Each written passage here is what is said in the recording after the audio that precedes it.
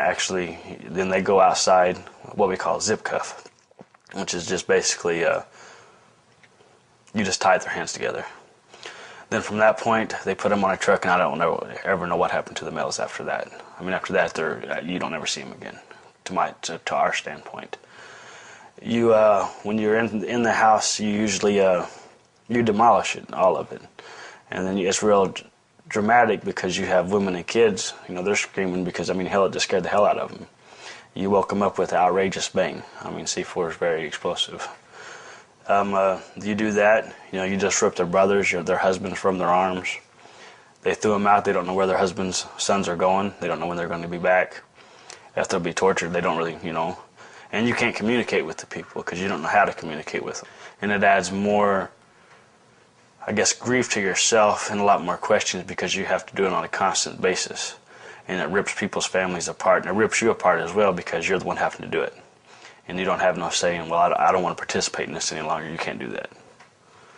I know soldiers who were ordered, they went to Abu Ghraib and they were told they had to use scare tactics. They had to put this person under so much emotional stress so they couldn't handle it. You know, it's torture, physical, emotional. It's what the Army's ordering us to do. And I know soldiers who killed prisoners at different prison sites that have never been prosecuted. But that's not the person they are. They wouldn't just kill someone in regular society. It's what the Army's trained us for months and months to be killers, trained us to be these monsters, and now we're released onto the people of Iraq.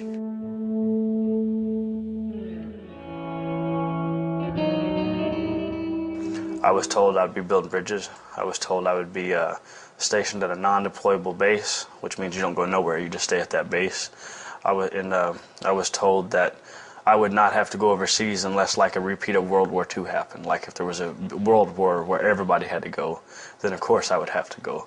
I was told because of my large family at the time that I'd be one of the very, very last people to go. Instead, I was one of the first. I felt I was lied to, you know, from the start then. You know, I was like, they lied to me about that.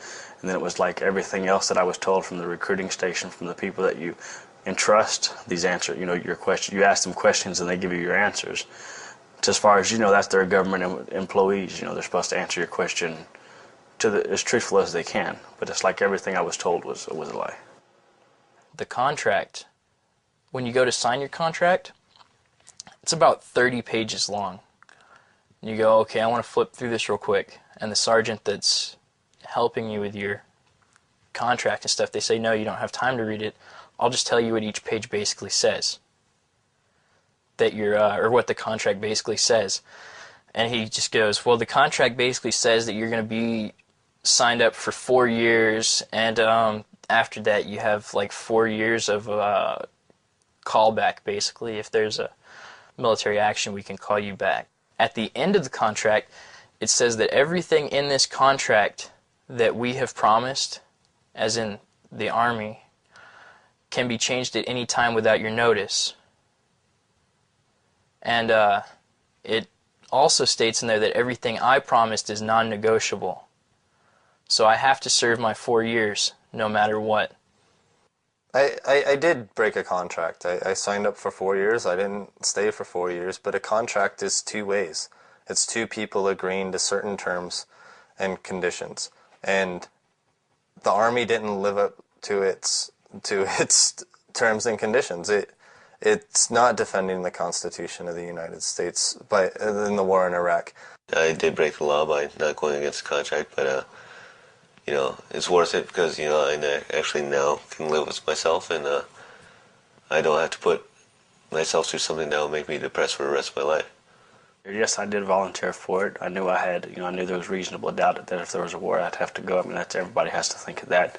Even if you're told different, you still have to understand that it could happen. I didn't go to kill innocent farmers and kids trying to protect their own country. You have innocent people dying all around you all the time. Then you have, on the other hand, you have your friends, your American soldiers, either getting maimed, you know, the legs blown off.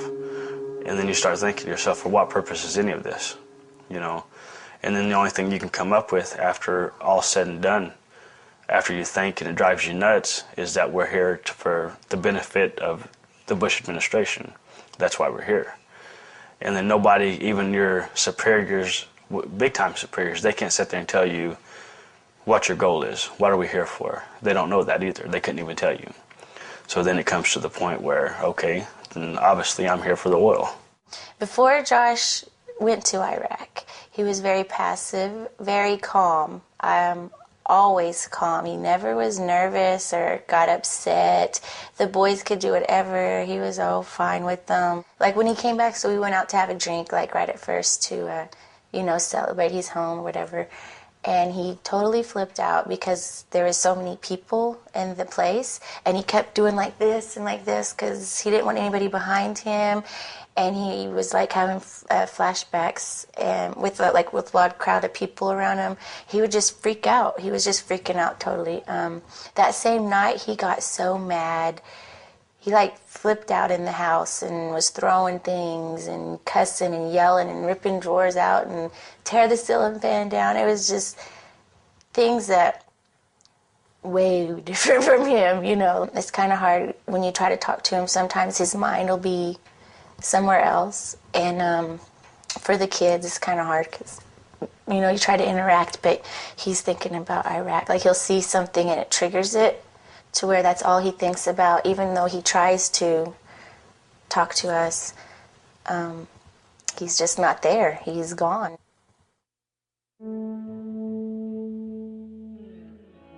Most units, just like mine, are saying that they're not going to accept any conscientious objector claims. You can apply, but you won't be granted. My full sergeant, who's one of my higher supervisors, he got up in front of the formation and basically told us that there was like two guys who applied for the conscientious objector status.